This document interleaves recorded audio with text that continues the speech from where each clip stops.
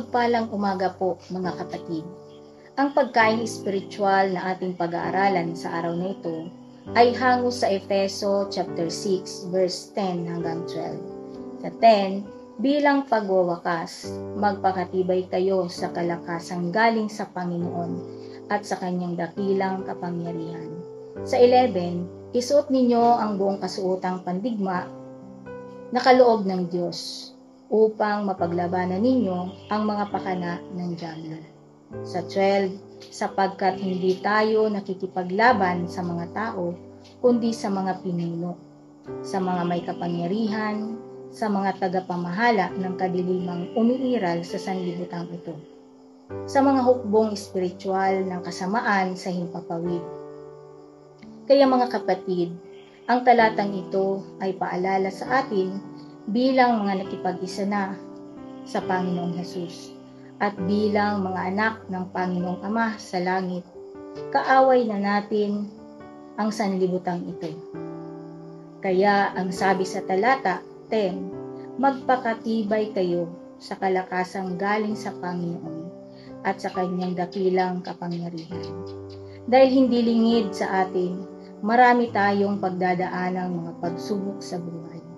Kahirapan, kapighatian, pag-uusig, dahil nandito pa tayo sa mundong pinaghaharian ni Satan. Kaya marapat lamang na tayo ay laging babad sa salita at presensya ng Panginoon, upang di tayo matalo ng kaaway.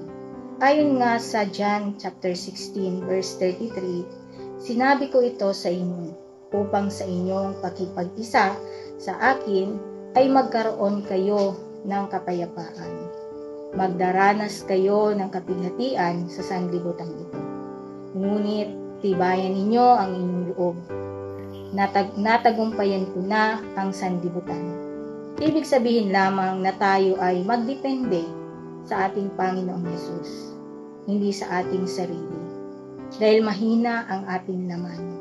Sabi nga sa talata 11, sa ating verse na pinag-aaralan, isuot ninyo ang buong kasuotang pandigma na kaloob ng Diyos upang mapaglabanan ninyo ang mga pakana ng dyablo. Tanging kapangyarihan lamang ng Panginoong Hesus ang makatatalo sa kapangyarihan ng dyablo. Kaya't huwag tayong manahan sa sariling lakas natin. Kaya mga kapatid, buong pusong ipagkatiwala natin ang ating mga sarili sa kapangyarihan ng ating Panginoong Hesus. Dahil ang dami pang pagdadaanan natin ng mga spiritual battle sa ating buhay.